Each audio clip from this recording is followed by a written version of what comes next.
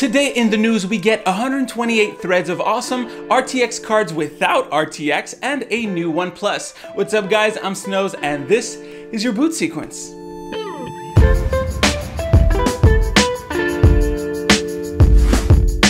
Some benchmarks of AMD's 64-core Epyc CPU have leaked. This chip is just insane at 64 cores and 128 threads, but what is even more impressive is the new Zen 2 core.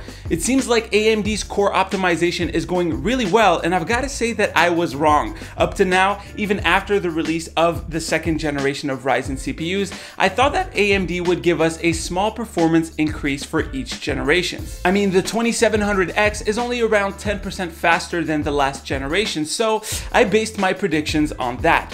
But with Zen 2, it seems like it might be a different story. Keep in mind that this is a server CPU with a huge amount of cores, so the difference might be a combination of the new cores and an optimized interconnect, but this Epyc CPU is amazing. The Cinebench score leaked by Chip Hell was from an engineering sample, and the chip scored a massive 12,587, which is 3 times faster than the original 32-core Epyc CPU. Sure, it's half the cores, but if we do some back of the envelope calculation, that comes up to 196 points per cores compared to 127 on the last generation Epyc. If we assume that both chips are clocked at around the same speed, then this is a strong improvement. It honestly just makes me super excited to see what is going to happen with the next Ryzen mainstream CPUs. I mean, technically, the score per core should be even higher since there won't be as much of a slowdown from the interconnect, unless they give us a 12 or 16 core mainstream CPU, which I hope they do. Please, AMD. Anyways, those are still leaks, but the CPU looks promising.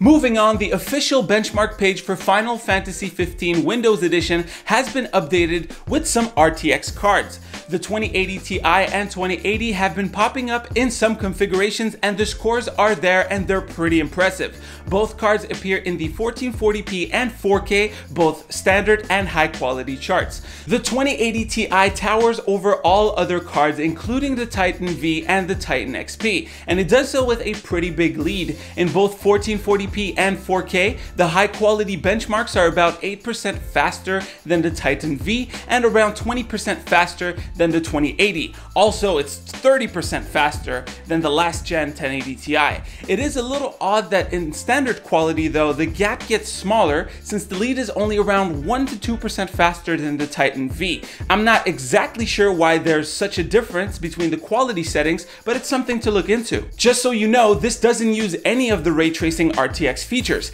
Add those into the mix like DLSS, which is planned to be supported in Final Fantasy, and this core might look completely different. In fact, DLSS is expected to provide a 30 to 40% performance boost, meaning that in supported games, even the 2080 might beat the Titan XP by a lot. It probably won't beat the Titan V though, since DLSS uses tensor cores, and well, the Titan V is mostly tensor cores. Speaking of Nvidia, it seems like ray tracing won't be out in time for the reviews. While all the RTX cards will support it, they all rely on Microsoft's DXR update to use those parts of the GPU. The DXR API update is apparently supposed to arrive next month with the Windows 10 October 2018 feature update. I've got to say, the situation is a bit of a mess and it probably could have been handled better. If you're one of the few that uses Windows 10's insider previews, then you might have better luck using the API, although games probably won't support it yet. Anyways, if you're a smart consumer, you'll wait for the reviews of the cards, and by then, if you buy one, you probably won't receive it until mid-October, so the Windows update might be out already at that point. Then we have an unexpected announcement from OnePlus. In a forum post last week, Pete, the CEO, shared the news and said that we want to bring the home environment to the next level of intelligent connectivity. To do this, we are building a new product of OnePlus's premium flagship design, image quality, and audio experience to more seamlessly connect the home. We call it OnePlus TV. Yep, that's right. OnePlus wants to make TVs. While I get that they can bring their own flair for the TV market, I wonder what OnePlus can do that other TV companies can't. I mean, it's been a while since we've seen the OnePlus essence in their smartphone. Their prices kept rising after the OnePlus 3, making their phones less and less what the original OnePlus was, a flagship killer at a killer price. Hopefully, this might make them push the reset button on their thinking and make them go back to their roots. What do you think they'll do? Do you think we'll have to pay the same as a high-end Samsung TV for a OnePlus variant? Or is budget TVs what they're trying to push? Let me know what you think down below. Let's move on to some gaming news. Have you tried the Blackout beta this weekend? If you have, you might have experienced some team killing. In fact, many players have complained about that. Not the fact that you can actually kill the teammate, because that could happen by mistake and, you know, realism in Black Ops, but the fact that you can pick up their loot if you're the one committing their crime. This might have encouraged some players to squad up and team kill to get the gun of one of its allies. I've got to say, it's pretty messed up, but Treyarch is listening and they are looking to address this issue for the release of the game. There were also a lot of other audio bugs, visual bugs, and they're also looking into fixing that.